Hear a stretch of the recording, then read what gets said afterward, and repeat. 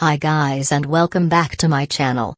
I apologize for using the stupid robot voice, but this video is going to be a little longer than my other videos and I didn't want to have you guys read all that text. Today, I'm going to talk about the girl group pristin. Ladies and gentlemen, we are pristin. Yeah them. I'm going to talk about how pledis mismanaged them, resulting in one of the hottest rookies of 2017 to fade into the background. So let's get into the video. Now for those of you guys who don't know who pristin is, I'll go over their history briefly. Pristin, or also known as Pledis Girls, was a 10-member girl group that debuted out of Pledis Entertainment. Pledis already had a pretty good reputation at the time, having some of the best groups in K-pop.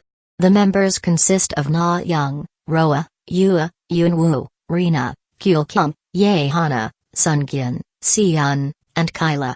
7 of the 10 girls participated in the first season of Produce 101 with 𝙊𝙀𝙀𝙉 and Na Young making the final cut and debuting in the group IOI. Even though Na Young and 𝙊𝙀𝙀𝙉 were busy with IOI promotions, Pledis had already planned to debut a girl group, and so from May to September of 2016, the remaining Pledis girls would perform many concerts to get themselves known to the public.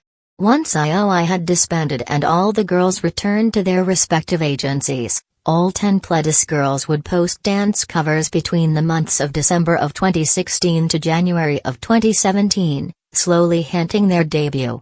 Finally, in early February of 2017, Pledis released teaser for the new girl group known as pristin.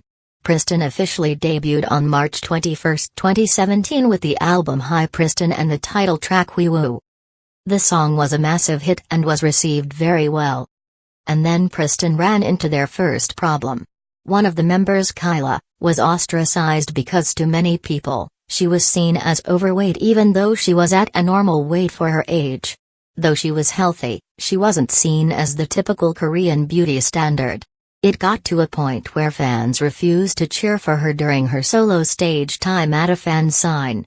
I personally don't know if Pledis ever did take action against the hate comments, but considering how many there were back then, I highly doubt it. Fast forward to August of 2017 where pristin would have a comeback with the album School's Out and the title track We Like.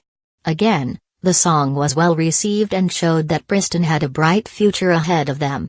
However, around October of 2017, Pledis released a statement that addressed Kyla's health concerns and that she would be going back to America to heal and would not be able to participate in any further activities.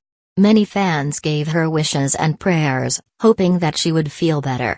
At the end of 2017, pristin was nominated for many awards, the big one being Rookie of the Year. Pristin won Rookie of the Year at the Asia Artists Awards and MAMA. Winning Rookie of the Year is a very big deal. It basically means you were the hottest new artist of the year and that you had gained a pretty good fan base. With all of this, pristin should have had the best couple of years coming. Point on the word should. Once 2018 came, pristin wasn't seen that much. Kyla was still healing in America and fans were very understanding of her situation, even if many did wish for her speedy recovery so that the group could make a comeback. Many fans wondered when they would come back.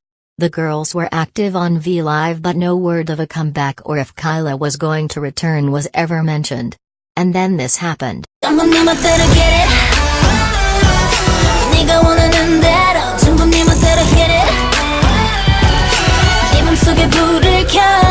Pristin V, a subunit of the group, debuted in May of 2018 with the title track Get It. The subunit consisted of Na Young, Roa, 𝙊𝙀𝙀𝙀𝙁, Yunwoo, and Rina. I am going to be completely honest, this song is amazing. The music video's aesthetics is on point. But, why did they feel the need to debut a subunit? Maybe Pledis wanted pristin V to be an equivalent of Orange Caramel, a subunit of After School, as Orange Caramel's success was amazing. Every K-pop fan knows this intro.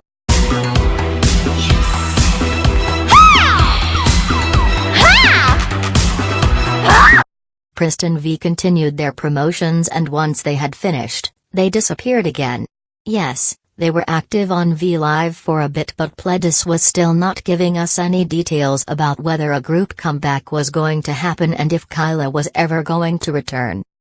Pledis kept the fans and the girls waiting for something that in the end, was never going to happen. Fans became so frustrated that towards the end of 2018, they began posting post-its in front of Pledis Entertainment, asking and begging for a comeback for Pristin. But Pledis didn't care for their pleads and even took down a lot of the post-its, showing how little they cared about Pristin's success.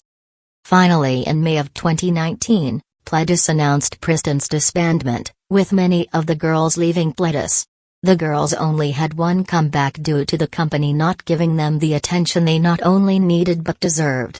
Pristin has all the potential to go far, but their company chained them down so that they could not fly higher.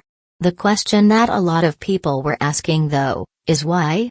Why did you let Pristin end up like this? The numbers didn't lie, and with the awards they were winning within the first year of debut, they clearly had the potential to go far.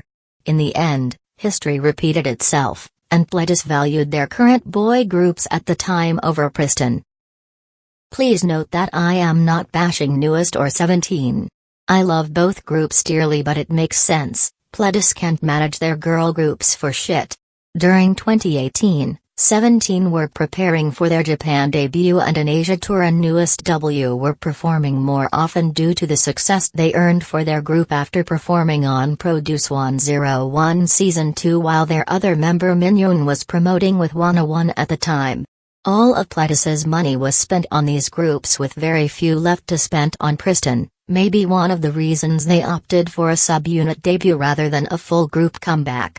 But the things is, they didn't really need to spend that much money on Pristin. Like 17, Pristin can write their own songs. And pretty well. I mean, Pristin wrote songs like Black Widow, We and Get It. You know.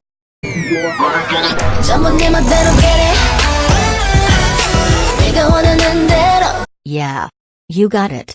Even after disbanding, some of the remaining Pristin that re-debuted in 𝙊𝙀𝙀 wrote their title track Drip. So it's clear that Pristin didn't need that much money to make bops. All they needed was for Pledis to invest any money into them for them to have a full group comeback. Now I know that money is an issue, but I think it is possible to style a large group and make a good music video without a lot of money. And with Pristin's rising popularity, it wouldn't have been such a big risk for Pledis Entertainment to at least try it. In the end, Pledis Entertainment mismanaged Pristin, pushing them away and not caring about them. Pledis allowed for them to fade into the background, not giving them enough opportunities to promote their group and allowing them to disband so easily. Now, even though Pristin disbanded, I hope that we can all support all the Pristin members with the paths they decided to take and hope that only good things come their way. I hope you guys enjoyed this video. Do you think that Pristin was mismanaged? Let me know in the comments. That's all for me, so bye bye lovelies.